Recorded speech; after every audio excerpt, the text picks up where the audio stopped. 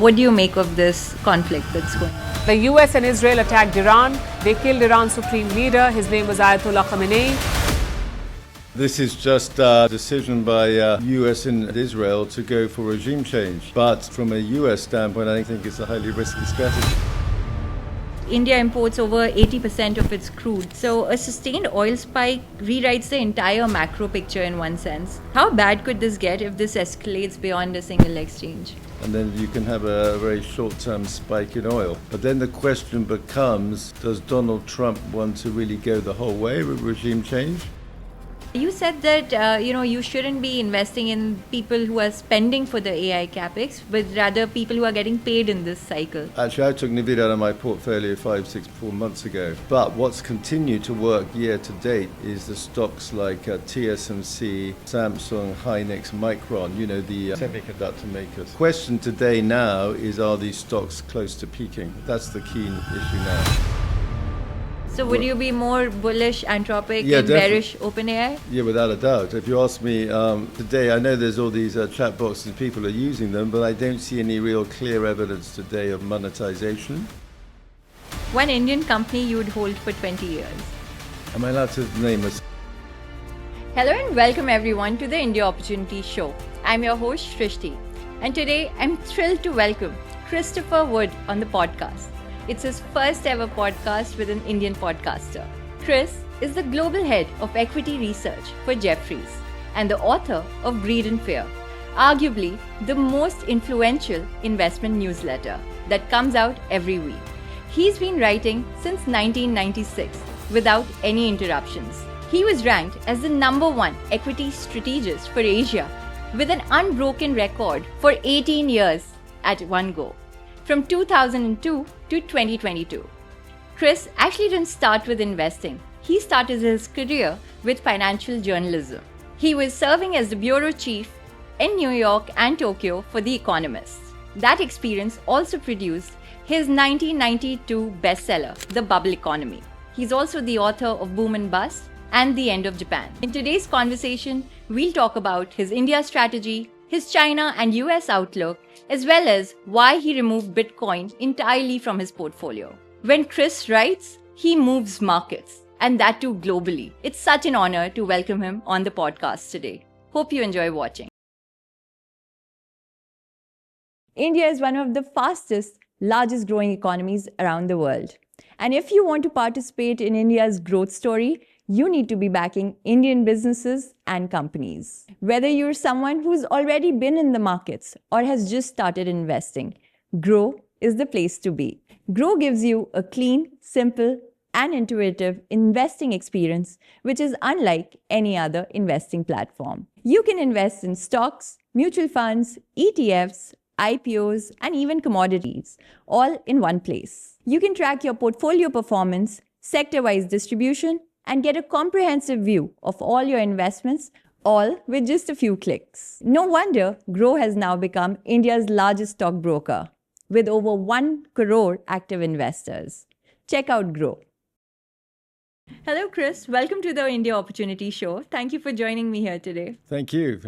I'm so glad that Giri connected us. Ironically, I'm interviewing you at a time where Jefferies has started trimming its position on India. But I know structurally you've been very bullish on India. So I wanted to start with, because the show is called The India Opportunity, Yep. so I would love to start with that. How are you feeling about what's ahead for India over the next 5-10 years? No, I'm still structurally positive on India. I've really had that view for a very long time.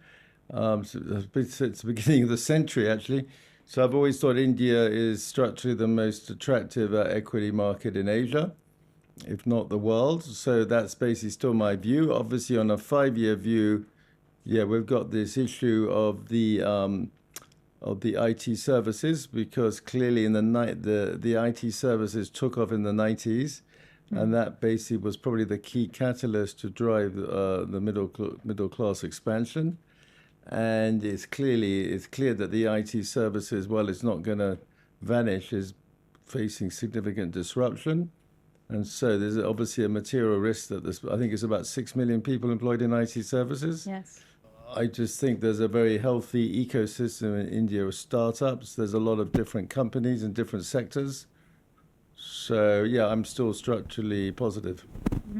That's very interesting. Chris, just as of yesterday, US, Israel, and Iran tensions, grew multifold, and there were explosions and missiles across Middle East. Airspaces have been shut down. And you've always said that geopolitical tensions are actually the biggest risk for economies around the world, right?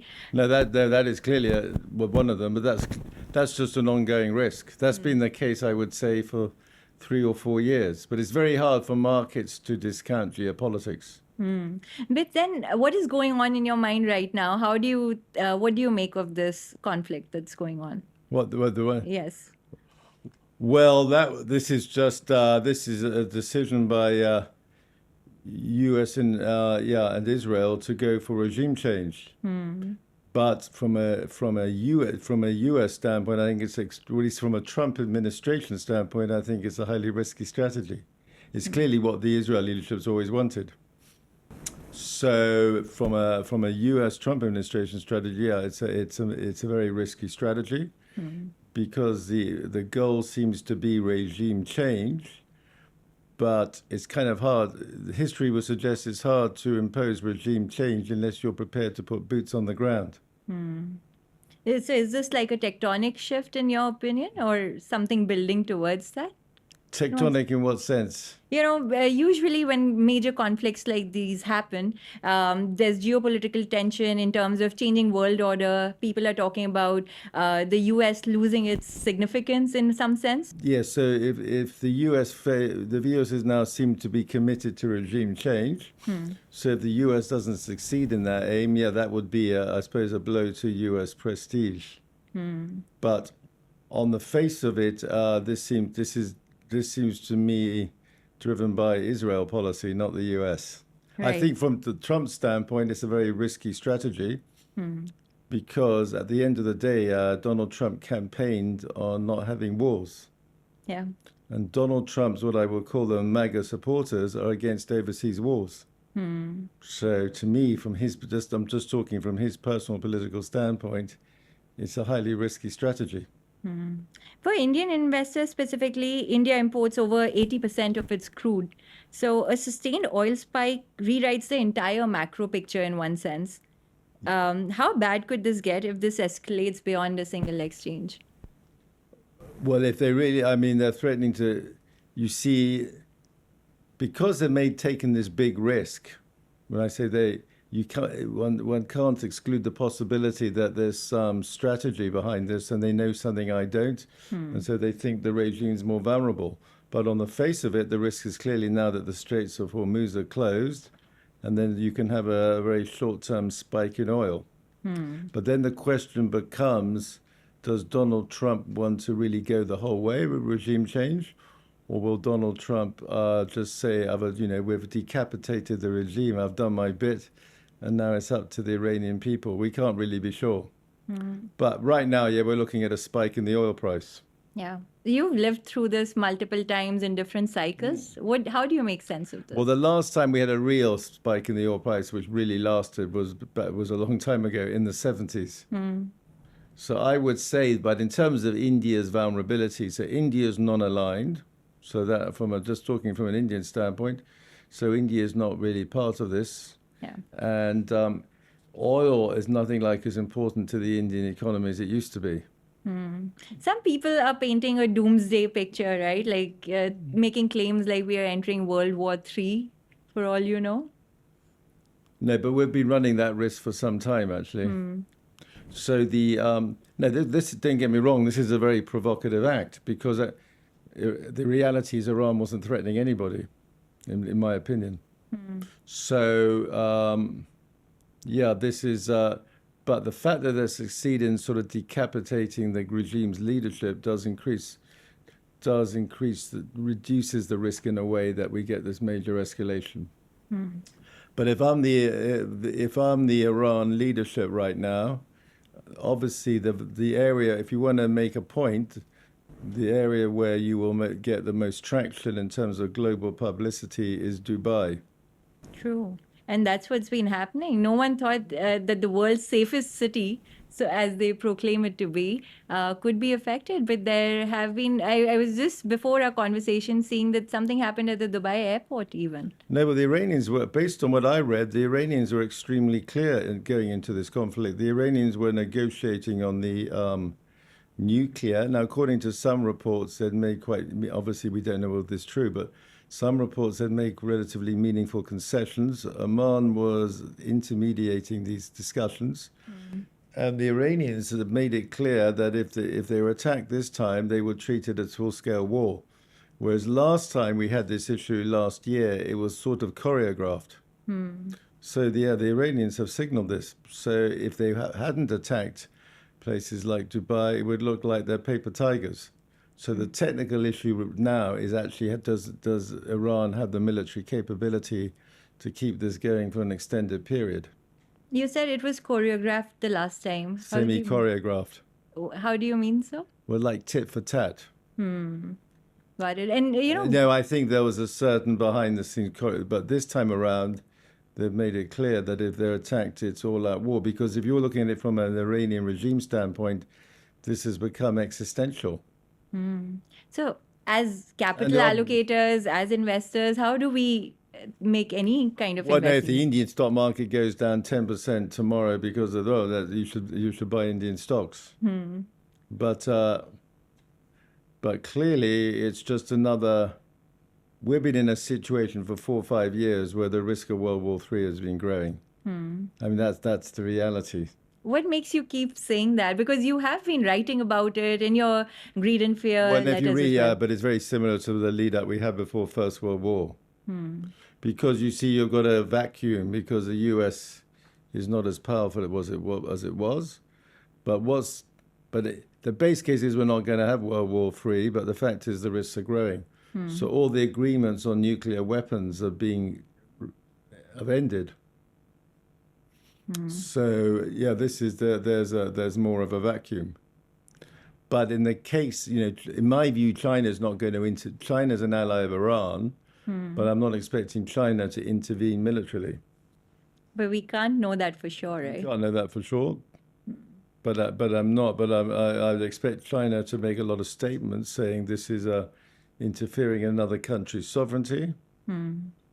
True. But my bottom line in this whole thing is what the Israeli regime has always wanted. But from a Donald Trump standpoint, I think it's highly risky. Because I repeat, his supporters, the MAGA supporters, are against overseas wars. Yes, they keep talking about how anti-war. Yeah, so he's not going to. If the Iran regime collapses, it's not like the MAGA supporters are going to think this is wonderful. Yeah, that's The true. people who will support this war are what I would call the national security establishment. Your pension fund model is 45% gold, 25% gold miners, and 30% Asian equities, 0 US bonds. Is this the scenario that you've been building No, for? actually, that portfolio was begun with a very similar back in 2002. Right. So I haven't really changed that. I changed it a bit, but for the last 4 years, I had an allocation in Bitcoin, which I reduced. I took out in about January. Yes, let's talk about that a little more because, a lot of market veterans who I've hosted on the podcast talk about how they don't understand Bitcoin and they don't invest in it. And they were all talking about how it'll possibly go to zero. But as someone, who's backed Bitcoin and believed in the Bitcoin story, how has your viewpoint evolved? Well, I was a bit late to Bitcoin. I only really started to pay attention to crypto at 2017, and I did invest some money in crypto Bitcoin. But then I put an allocation in that portfolio in 2020 because by then it was possible for institutions to invest in crypto because custodian arrangements were established. Before that, they weren't. And so the way I looked at Bitcoin was as an alternative store of value to gold. Because my US dollar denominated portfolio for a US dollar pension fund, the premise of this portfolio since we started 2002, 2003 is what I call the US dollar paper standard is living on borrowed time. Why do I call it a paper standard? Because actually Richard Nixon broke the last link between gold and the dollar in 1972, I believe. Yeah. since then, there's actually been no discipline attached to the world financial system, which, and history tells you that these paper currency standards never last that long. So actually, what's amazing, frankly, is how long the US dollar paper standard has lasted. That's true. And since the pandemic, they've infused even more liquidity into the system. Exactly. So I've been very happy owning gold just for that reason. I started this portfolio when gold was about $250 an ounce. Wow. And And I now we are instituted a nearing over target. $5,000. Yes. So the point is, and then we had the global financial crisis in 2008. So the U.S. response to that was to bail out everybody on Wall Street, not Main Street. Main Street wasn't bailed out, Wall Street was. That's why actually that's why the Trump political phenomenon exists, because Main Street then understood in America, all the Americans understood there's one rule for Main Street and one rule for Wall Street. So that was very damaging to the whole ethos of the U.S. And then, but then when you had the bailout of Wall Street, you also had this massive expansion of the Fed balance sheet where they did quantitative easing. Yeah. So, or the conventional wisdom that this is a great idea and it worked very well. Personally, I think quantitative easing was very negative. They should have let more people go bust, because they wouldn't have gone bust. Somebody would have bought them for very cheap. Someone would have paid $1 for these prominent investment banks. True. But instead, they bailed everybody out. They let the balance sheet explode, and that was very good for owners of leveraged assets, but not good for regular people. So financially, you needed to understand you needed to leverage up assets. Yeah. But so that was one sign the US dollar paper standard was eroding. And then, as you rightly say, in the pandemic, then they really did this huge monetary expansion. They sent a message that the Fed would buy all corporate bonds. I mean, can you imagine the Reserve Bank of India underwriting every corporate bond? They would never do that. So this is basically corrupting the whole system. And then you've had growing weaponization of the dollar. So there's been growing pushback against the weaponization of the dollar. The weaponization of the dollar began, first real time we had it, I believe it was 2007, when the French bank BNP was fined from memory about 7 billion euro for sending money actually to Iran. Right. And the US claimed jurisdiction because they're sending the money. Technically, you send dollars around the world, they go through New York. So we've had this creeping weaponization, but the real trigger for the gold move we're seeing in the last few years was when the Ukraine conflict broke out and Russia's foreign exchange reserves were frozen by the US and the Europeans. Suddenly, central banks outside G7, including India, started buying gold. Nobody made any announcement, but you saw an explosion in purchases of gold. And since then, I think I'm right in saying every quarter there's been net central bank buying of gold. So what's obviously happened is people just said, well, if that happened to the Russians, it could happen to us. Yeah. So I think people were clearly governments around the world were genuinely shocked by that. And so we're now in a situation today where, based on the current gold price, central banks globally own more gold than they own treasury bonds. So the US dollar reserve currency status has not ended, but we are incrementally moving to what I call a de facto gold standard. But if the US keeps pushing its debt ceiling like it has and consistently does every year, there will be a time where, it's not able to finance even the interest payments on it. Well, they can keep printing the money. So what they're doing, I wouldn't recommend any of your readers own US Treasury bonds. Not listeners, I shouldn't say readers, because they can always, they can always rally US Treasury bonds, but the fact is you're not paid for the risk of lending to the US government.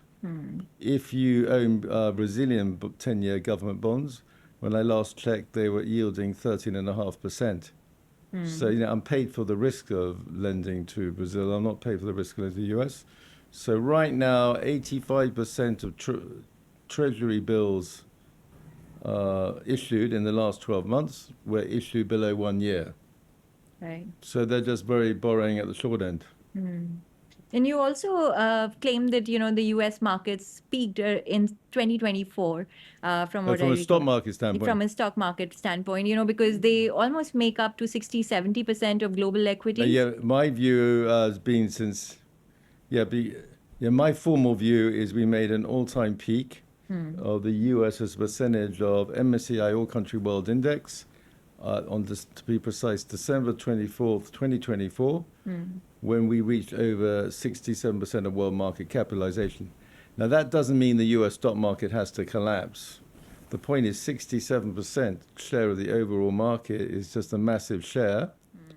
And I'm making one big assumption here that the dollar has made a long-term peak, which is so far working out. The biggest risk to me being wrong on this is if big tech companies in the US successfully monetize their AI CapEx. Which you also argue might not be able to happen, right? Like if they've invested over $600 billion, how do you justify this AI CapEx spend which is happening? Well, I can see it from the individual, I can see why they're doing it, but it would be amazing to me if all of them successfully monetize it. Yeah, because now, maybe one or two of them do. Because fundamentally, they're moving away from their asset-light, cash-rich balance sheets to... Yeah, so from a purely narrow-minded, from a narrow stock market focus, these companies have been fantastic investments in the last 15 years because, as you say, but first of all, they're each in their own moat, basically. And two, they had global franchises. These were not plays on the US macroeconomy. Three, you had this winner-takes-all business model with internet, best highlighted by Google or Facebook, where, you had this amazing network effect in terms of more and more the money going to the bottom line because it was a very CapEx-like business model. So, that's changing completely. So the moment OpenAI, this AI thematic entered world stock markets when Microsoft invested in OpenAI in early 23. ChatGPT, I think, started late 22. But obviously the tech geeks knew about that, but it's not like the average guy in the US stock market knew. So that really only came into prominence when this Microsoft investment. So luckily, previous in 22, I was arguing that my base case was that FANGs had peaked as a percentage of S&P. Which they had at that point. You remember they called the FANGs. Yes, of course. But then when I saw this OpenAI thing, then I realized we were going to go into another whole thing. So luckily, I realized we were going to go into this what I've been calling since then the AI CapEx arms race. And luckily, because I'm not a tech expert, a former colleague explained to me in simple English why NVIDIA was in this unique position. Because it's not just about hardware, it's about software. Yeah. So I put a big weighting in NVIDIA in my global equity portfolio.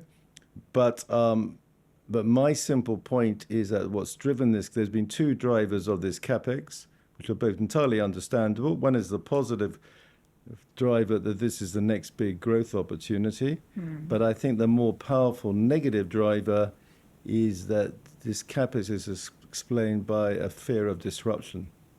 Right. And the Silicon Gap Valley guys, the one thing they're most obsessed about is disruption.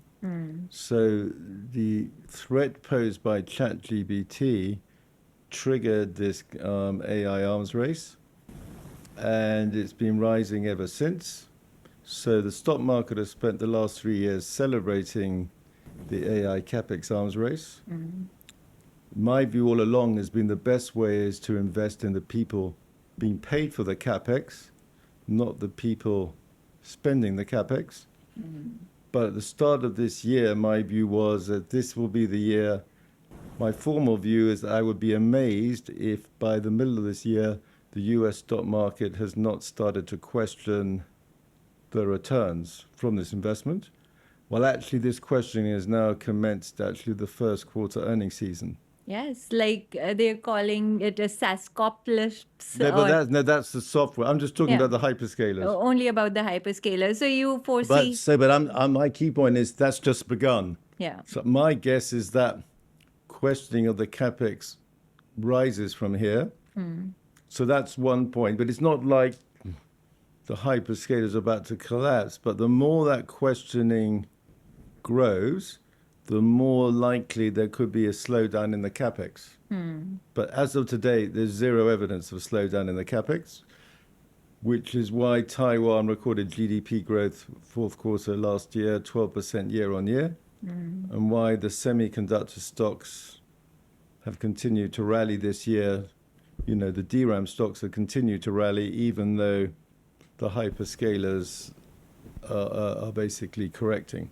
But then we had the whole software thing, which is a different but related story. Yes, but let's just talk about a little bit of how this will impact the US economy at large. We spoke about de-dollarization and we spoke about the US stock economy. What do you foresee being like the next 3 to 5 year outlook for the US? Well, no, but you see, the US economy last year was all about AI CapEx. Yeah. So if you look at the formal GDP data, the proxy for AI CapEx accounted for half of the US growth last year, and the rest of the growth was consumption. So now the Americans, the US people in the US stock market are hoping this year there'll be a broadening out of the recovery, and you'll get CapEx happening outside of AI. Now that is a theoretical possibility, but there's no sign of it right now. So in terms of the US economy, the most important variable for the US economy is the stock market. Right. Because of the wealth effect. Because the US is an extremely lopsided economy, because the data suggests that 10% of households account for 50% of discretionary consumption. And it's all being bought on credit, right? All the travel spend, lifestyle Yeah, no, expenses. but the high-end households can afford it. I'm not saying that it's just very lopsided, but if the stock market is the most important variable for the economy, and the stock market's trading on the AI capex. Meanwhile, the AI capex is the most important input to the economy. Yeah. And you're seeing rising consumer loan delinquencies, but very much at the bottom end.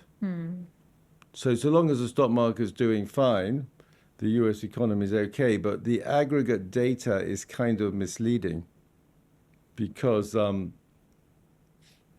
as I say, the consumption's so extremely lopsided. So your ordinary American or your subprime American's been in recession since his handouts in COVID ran out. Right.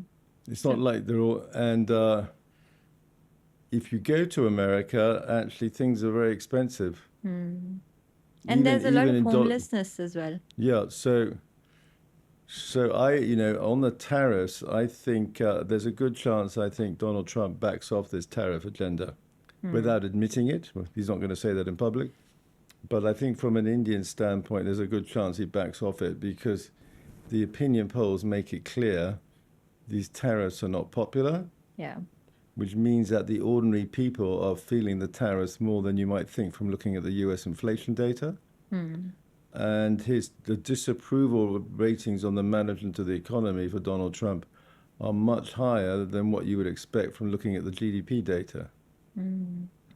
So, yeah, I think, and the other week he cut the tariffs for Brazilian coffee and orange juice. So that to me is a sign that while he's not going to admit it, he's politically backing off it. Because at the end of the day, despite he denies this point, but the longer the tariffs are in place, the more the total cost of those tariffs will be paid by ordinary Americans.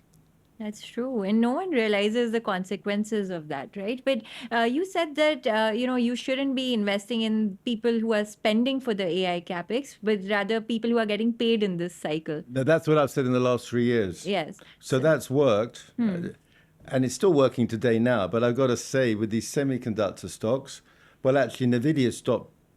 Actually, I took NVIDIA out of my portfolio 4 months ago.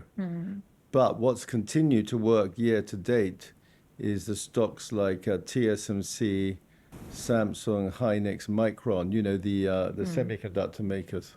True. But at some, The question today now is, are these stocks close to peaking? That's the key issue now. What is your opinion on that? Well, I think that relative outperformance has got to be close to peaking. And the question is of the absolute performance. Again, I'm not a semiconductor expert, but this is now the most important, particularly for global emerging market managers, because everybody's now moved to Korea. But what I would say, the more the CapEx is questioned, the more likely these stocks will peak. But as of today, you don't see the evidence. But normally, a normal cycle, the semiconductor stocks would peak about a quarter or two before the peak in the cycle. So as a global I certainly wouldn't own these stocks on leverage anymore. But as a global observer, where do you think India stands in the AI race? Well, you see, the fund managers think India is viewed a bit unfairly, but it's true. India is viewed as a reverse AI trade. I.e., if the AI trade blew up tonight and everybody decided AI was nonsense, that would be very good for India. But what are the chances of that happening? Not in the near term, but yeah, but if the people think the CapEx has peaked and the semiconductor stocks have peaked, then money can come back into India. So Because you see, India is viewed as vulnerable because of the IT services, one, and because India hasn't got AI stocks.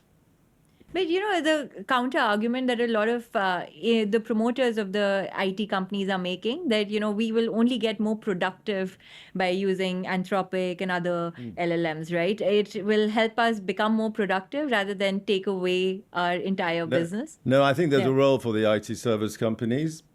And so the role was explained to me, and it seems to have been explained to me last year, is that corporates, to me, there's a clearer monetization for AI with corporates than consumers. True. So the idea is that companies will tend to develop their own small language model, designed for their own specific purposes and needs, with their own proprietary database. And the story is that the Indian IT service industry will play a role migrating these legacy systems to that structure, which sounds to me entirely plausible. And we had this tie-up between Infosys and Anthropic, which kind of confirms that. But that doesn't mean to say they need to employ as many people as they did in the past. And the risk is the longer the new technology is in place, the risk is the less they're needed. Yeah, they would employ about 70,000 people every year, and they barely hired anyone. In fact, there were additional layoffs. Yeah, so even if that story is true, there's got to be a material risk that the Indian IT services industry in 3 years is not employing 6 million people anymore. There's this real impact that AI is predicted to have on jobs specifically, right? And this is building on that theme. Yes. How do you think this will realistically play out? Now, that one I don't know, but obviously there's a growing focus on the perceived risk to not lower-end employment, white-collar, middle management employment. So my view is very simple. The stress test of that is going to happen first in the developed world and in America. It's not going to happen in emerging markets. How so? Because the labor is much more expensive in them. True. So to me, that's the good news is it's coming to the developing world later. But if it's really true that this is going to be that dramatic, and it's obviously it's a plausible argument, then there's going to be first of all, there's going to be a political reaction. Yeah. And second, it's got very negative implications for the consumer lending portfolios in the Western world, particularly in America. How does that story play out then, if that were to become true? Well, that would be very deflationary. And then you'll get, and that would then make it even more inevitable. You're going to have aggressive easing, but then you'll have a political pushback. See, I think it's very unlikely that China's going to China's as to me, China's level pegging with US on AI. But I don't I'd be surprised if the Chinese had huge white-collar layoffs. Right. We'll talk about China in just a second, but you said something very interesting that you believe in more enterprise AI adoption rather than consumer plays. So would you But I'm say, just saying, right now we can see a better path to monetization for corporates. right? So would We're- you be more bullish Anthropic yeah, and definitely. bearish OpenAI? Yeah, without a doubt. If you ask me, you can invest in Anthropic or OpenAI. It's pretty clear which one you want to invest in. Make that case? Make that case? Like, how Well, no, would you because do? on the consumer side, as of today, I know there's all these chat boxes and people are using them, but I don't see any real clear evidence today of monetization or indeed differentiation. So, if you were asked what the killer app of OpenAI is, to me, the most evident killer app is a negative that kids were able to do their homework on it. So, but I don't see any great evidence of monetization. And if you were invested in OpenAI, your risk of your investment has been growing ever since Google launched Gemini. It just closed a massive round yesterday, I think, over north of $700 billion, OpenAI. Well, that's amazing. Yeah. Usually, is that confirmed? Yes. It was in the newspaper. Sam Altman actually wrote about it. What's the... But is it? Yeah, but is it confirmed? Now, my guess is that OpenAI is going to get funding from the Middle East, Oh, okay. but I don't know where the funding go from. Yes. But if you look at a chart of where the traffic's going, ever since Gemini was launched, they've been gaining share. But my key point is, where's the evidence of monetization? True. And when you think about... and the tech talent, you see the tech talent in OpenAI, which built OpenAI, most of that tech talent's not at OpenAI anymore. The most important tech talent that left OpenAI is the people running Anthropic. So when you think about China in this whole... And then AI you've got piece- the Chinese on the language models. So Yeah. the fact is the Chinese have this open sourced approach.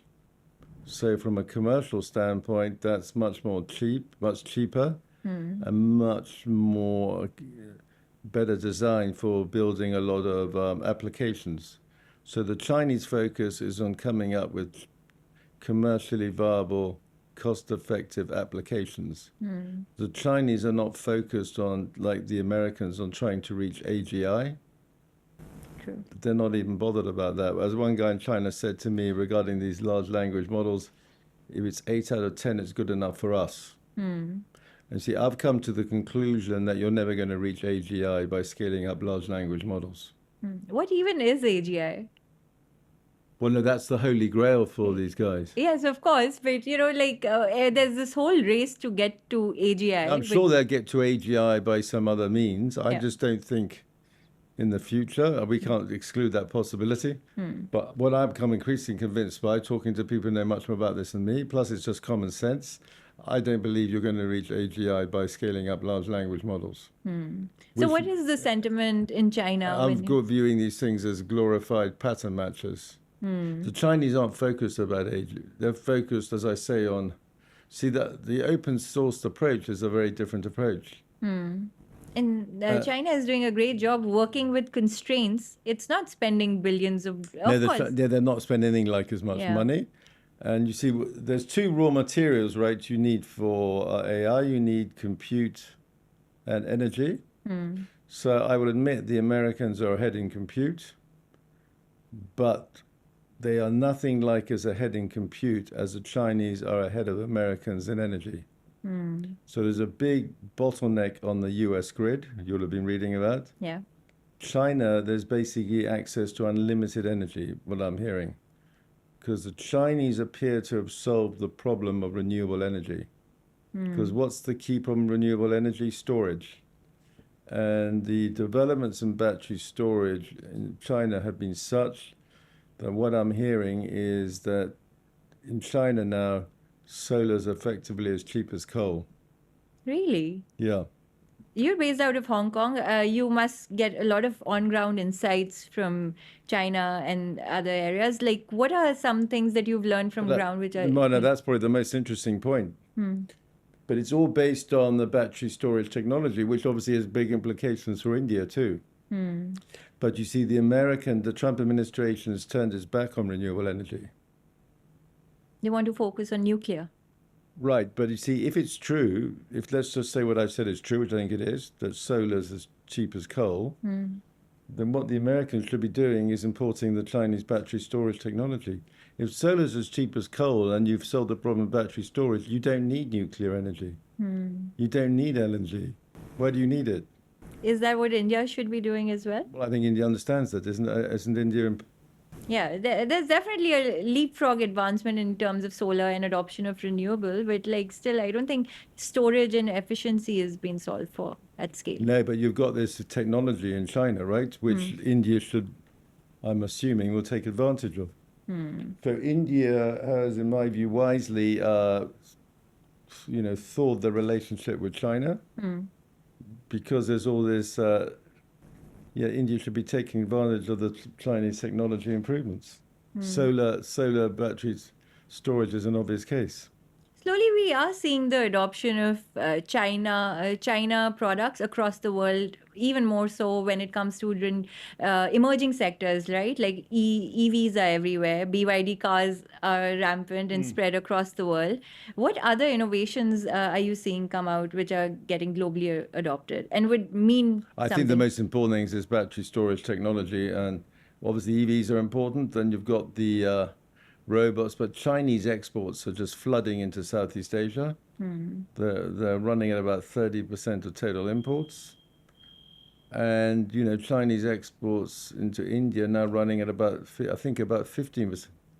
So basically, look at a chart of Chinese exports into Southeast Asia, looks like this. India looks like this. Right. So the Chinese are running a record trade surplus. As you say, they're selling the BYD. They're selling the BYDs everywhere except the US. So in Europe, they're selling the EVs. People are saying they're dumping them into Europe. But actually, technically, they're not dumping them. Technically, dumping means you're selling the product for less than you sell in your home market. But that's not the case. I mean, the Chinese are selling the EVs in Europe for more than they sell in their home market. So if you were a global capital allocator, would you be more heavyweight China, and as you have been, right? No, I'd invest in both. I'm happy to invest in both India and China. Well, I think they're very different. In fact, they're different in almost every aspect. So in that sense, they're complementary. Compare the two if you were to... Well, in equities, China is much cheaper. Yeah, true. But it's very much an export-driven economy. India is a domestic-driven economy.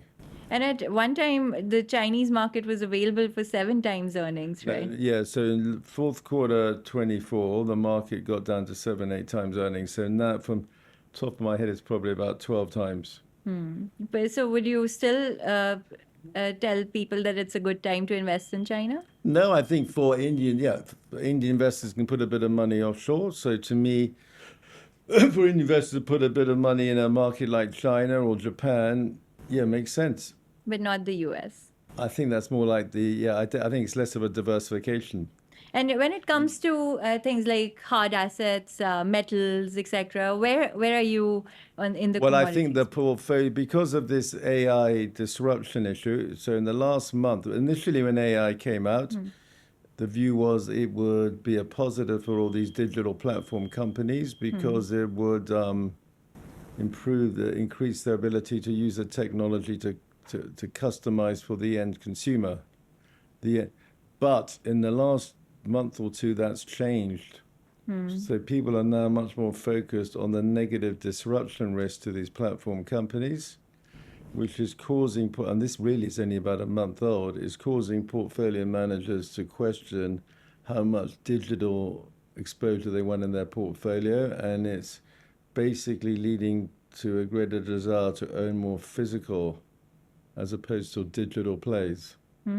You yourself have rebalanced your India portfolio, right? But I was always much more physical than most. Yeah, but you still, instead of Ixigo, I think you added Indigo from. And I you used added to have it some in there. hotels. I had that before, and I took it out and put it back in. Yeah, so basically, you want to get more physical, basically. So then you are Because selling. you see, if this AI is as good, and I'm the last person to opine on AI as a technology, because I don't use the technology. I mean, I've got absolutely zero interest in using chat boxes. Yes, you rely on calling instead of Yeah. WhatsApping. No, I don't mind WhatsApp because that's very cheap. So I have to admit. But the bottom line is, if this AI thing is what they say it is, then it means you don't need apps, right? True. So then the question is, any business depending on apps, there's obviously a legacy people being used to using it. So it doesn't mean to say it transitions immediately. But I would generally say the older the person, the more they stick to the old approach. The younger the person, the more they stop immediately. So when it comes to talking about physical nature of businesses or companies, what are some sectors that are most interesting to you? Well, I think in India, the key thing is relating to development of infrastructure. I mean, do you want to own an airport or do you want to own a travel platform? Airport, for sure. And you see in airports as becoming more and more a consumption play. Just to take the top of my head. So you see, historically, the foreigners in India invested in three major sectors. They've entered banks, private sector banks, IT services, consumer staples, and they invested in Reliance. And all three have gone severely out of fashion. But you see, the bigger the foreign investor or the more detached from India they are, the more likely they still sit in what you could call these legacy sectors. Whereas on the other hand, if you're completely up to speed with the state of India today, you'll understand that actually the most interesting Indian companies are probably in the small mid-cap space. Because one of the very positive features of the Indian stock market is there's so many interesting companies lower down the market cap. What are some interesting small and mid cap? But I mean, there's so many. I'm always coming. If I can, I'm always hear about new. I met another company yesterday. I don't want to go into it, but the point is, there's lots of them. So that means actually to invest in a small mid-cap manager in India makes a lot of sense. But obviously, it's all about the investor. So, But I'm saying a lot of these big foreign institutions are probably more exposed to the legacy sectors than they probably should be historically. if you were to rebalance their portfolios, how would you do it? Well, I would have had more of the infrastructure-related plays. In recent years, I would have had more SOEs. I would have been happy owning the SOE banks, which they never used to own. Whereas what was the best sector to own in the first 15, 20 years of this century? Private sector banks. I'm not saying they're disasters. I'm just saying they've had their glory days are over. I'm not saying they're a disaster, but I don't believe. Whereas for 20 years, I would have said, if you own one sector in Asia, it should be private sector banks. And you've been recently selling ICICI Bank and. Well, that's in a global portfolio. But in my Indian portfolio, I still have it. But what's the most successful industry in India today? I would say it's probably the mutual fund industry. Because the domestic SIPs are holding up the market despite all the foreign outflows that have happened. It's incredibly resilient. Yes. But all that money going into mutual funds is, in a funny kind of way, disintermediating the banks. Because, you've been investing in India and you've been bullish on India for so long, but this is truly the first time that domestic capital is unlocked in this way, right? Yeah. So it's extremely healthy that it's extremely positive that Indians believe in the long-term equity story. It's like the US, so that's very healthy. That doesn't happen in China. It's not like Chinese are investing on the equivalent of SIPs. They're not. The Chinese government's trying to get them to do that, but as of today, it's not happening. So it's been amazingly resilient, and I'm kind of assuming it's going to remain resilient, so is everybody else. But obviously, if we're wrong, then we're going to get a big correction in India. Yeah, because, despite the foreign outflows, a lot of people are saying that this is a time to go bullish on India because of the negative sentiment that foreign institutional investors have towards the market. How soon do you think the winds will turn if, there was, a signal which goes out? And what would that signal be? No, there's two ways. The foreigners are going to come back, I think, on one or two outcomes. One is that the semiconductor stocks will suddenly blow up. in which case India will get more flows. But in the absence of that, you really need a sharp correction in India. You need you need a material slowdown in the monthly flows from the into the mutual fund industry. Then the market will correct sharply, and then foreigners will buy. So you've called three major bubbles, Japan, .com, and subprime. When you look at the markets today, what are early warning indicators that you watch out for? I know the bubble in this cycle, I'm convinced, is private credit, private equity in the US. Right. And not in other parts of the world? Just US? No, it's in the US, but the subprime was in the US. But you just get collateral. Yeah. The ripple effects are felt across the world. So what happens No, but if the real impact's in the US, just like... So subprime blew up in the US, India market sold off, simply because people had to sell stocks to raise cash. But there was no fundamental impact in India. Yeah. But there wasn't, so in my view, the bubble in this cycle is private equity, private credit. But and if this story on software is true, that will be the trigger for the problem. Most of the investors in these private credit or private equity funds, the funds are coming from endowment funds, pension funds, etc. They're massively over-allocated there. Yeah. They have, frankly, insane overweights in this area, and they're going to lose a lot of money. How soon do you think before everyone realizes how illiquid some of these assets are? That's a good question. Yeah, I don't know. I think that moment's arriving. But I think one technical point is the software sector. I'm not talking in India, in the US, because the area where private equity most invested in America in the last 5-6 years has been software. And doing a leveraged buyout of a software company is, to me, self-evidently risky because there's no physical assets. Back in the late 80s, when they did all those famous leveraged buyouts, there was real assets they could sell. Yeah. So I think this is obviously hugely risky. But now we have a catalyst which could potentially trigger what we've already seen in the market. We've seen a derating of these software stocks in the US. Yeah. So the question right now is, are those concerns on US software stocks fundamentally valid because of AI? Or is it an overreaction? Because if they're fundamentally valid, then that's going to be the trigger that blows up private equity in the US, private credit. And private credit and private equity are joined at the hip because 70% of private credit is funding private equity. So what does that mean? What are the global consequences? Well, I understand private equity, private credit, but I'm not the person to opine on whether this derating of software is warranted. But conceptually, it kind of makes sense to me, the following. So back in 2011, a famous venture capitalist said that software eats the world. So the question now is, does AI eat software? Which is what most people in the private space believe. Well, if that's true, then these leveraged buyouts of these software companies have a big problem. So the big endowments have got big weightings in private equity, but they stopped investing in private equity about 3 years ago because they were not being paid out on their old funds. And the point to understand is, I think Bain Capital estimated at the start of this year that the PE industry was sitting on 29,000 companies it wanted to IPO. They were hoping the IPO market was beginning to open up this year, so this derating of the software stocks obviously makes that much less likely.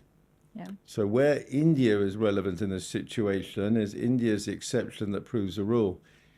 India is the one market globally where these big private equity franchises have been able to list their investments in the last 3 years, which have been successful investments, unlike their software investments, because they're not leveraged buyouts, they're old-fashioned growth investments. Yeah. They've been able to list these investments with very attractive valuations. And that's why the net FDI data for India last year was weirdly low, because the data looks like there's no FDI into India. But actually there is FDI into India, but the net data nets out all the private equity exits. So the private equity guys have been able to exit investment into excellent valuations. But going forward, the more, if the stresses build on private equity, private credit in the US, then these private equity investments coming to market in India will increasingly be viewed as forced sellers, which means they're going to have to accept lower valuations. Yeah. I think there is this looming sense of correction in valuations because even though India has had the maximum number of IPOs globally, the valuations that some of these companies are getting listed at are still questionable, right? Questionable how? Like the valuations in terms of the premiums they command are too high, like 200 times price to earnings. Maybe, like- but no, but listen, that's been great for this corporate. They were able to raise this money for the last 2 or 3 years, so that's fine. I'm just saying, going forward, that's no longer going to be. But the Indian branches of these people, they'll be under pressure from the head office to sell, even if they might not want to. But it all depends if this whole scare on U.S. software valuations is wrong, then this will be nothing like as serious as what I'm saying. Yeah. Because that's where the major exposure is software. But obviously these software, they assume revenue retention models, which are now in doubt. Yeah. Yeah, because people would pay per seat or charge recurring fees every year, but some of the contracts are not getting renewed. And so that does signal a doomsday scenario, but we'll see how that story plays out. But You know, the real issue, the people stopped investing in the private equity 3 years ago, but they've kept pouring money into private credit. that seems to be under correction. So, before I let you go, just a quick rapid fire, Chris. Best performing asset class over the next 5 years? Oh, I can't. Next 5 years. I think gold can have an consolidation here because it's done well. But on a 5-year view, I'll have to say gold. Yeah, because your price target is still 6,600. Well, yeah, but no, that's just what I raised it. But my guess is gold has a consolidation period, just simply because it's already done. But I think gold can, on a 5-year view, gold can easily get to 10,000. India at $10 trillion GDP. What year do you think that's going to be possible by? What's the government's target? Well, they say, so realistically, we're supposed to double every 5 years, right? So if we look at 2030, we should be at 10 trillion. Yeah, that I think is, India's going to grow. Well, I think I look at India growing hopefully 7-8% real. It's been a bit low of late, and 9 to 10% nominal. So I think a key variable there, though, which has been disappointing, I have to admit, in recent years, a key variable there will be private sector CapEx. So that, I think, is the question mark on a... Why do you think it's been disappointing? Yeah, I'm not 100... Well, I think a lot of it's been... I think the government's done a lot of the heavy lifting. But I think I'm right in saying that the private sector capex in recent years has been very concentrated in a few groups. True. One Indian So I mean, if that doesn't broaden out, then I'm too positive. One Indian company you would hold for 20 years. Am I allowed to name a single? I'm not sure I'm allowed to name singles. Sure. Biggest risk no one's talking about. And I would have said, but they're talking about it now. I would have said geopolitics. Simply because you can't discount that. So the only way of discounting that is owning gold or oil. But if you didn't own them already, it's a bit too late now. But I would say it have to be geopolitics, yes. Physical gold or gold miners? No, I think that depends on your risk orientation. Because actually, personally, I own more gold miners than oil, but gold because I know about the gold mining stocks. But if you're in India, it's very hard to own gold mining stocks because they don't exist in the Indian market. So you can only invest offshore. Yeah. One book every investor must read. Oh no, I read for people interested in private equity, I'd recommend this book called Plunder, which is about what the US private equity industry gets up to in America. But if you want to read a book on economics or economic theory, then I would say the most influential book I read on political economy is called The Road to Serfdom. That's an interesting one. By Hayek. Do you know about that? Yes, I've heard of it. Yeah, so that is the most precise critique of socialism ever written, which was written in about the 1930s. Hayek is the founder of Austrian economics. If you know about that. Yeah. Yeah, Friedrich von Hayek. Hayek, The Road to Thanks for the Serfdom. recommendation. I'll definitely read it. Will you ever stop writing Greed and Fear? That's a good question. It's become a habit, yeah. Yeah. Well, you've been going on at it for 1,500 issues, if I'm not mistaken. Well, I have a poor colleague in Hong Kong who does all the charts. So he So- might get... Okay, very quickly, I just want you to say greed or fear, and I'll name different asset Sure. classes. US equities right now. Oh, no, greed. Well, hang on what time view? Yeah, whatever time view you want to assume. Maybe 5 years. So what do you mean? US equities right now. Would you be on greed or fear side? Oh, no, I'd be on fear side, yes. India at 20x forward earnings. No, to me, that's another greed or fear. That's the mean. Private credit. No, you should have fear. AI CapEx spending. Well, we're getting towards the fear, but we're not quite there yet. What's the most underrated emerging market right now? No, actually, I think the most underrated, underappreciated asset class is not emerging markets. It's called frontier markets. So frontier markets, the frontier index is the smaller markets below emerging markets. Right. And when I last checked, there's only about $4 billion allocated to the frontier asset class globally. Right. That's an interesting insight. So, if you invest in frontier markets, you're investing in very cheap, illiquid markets.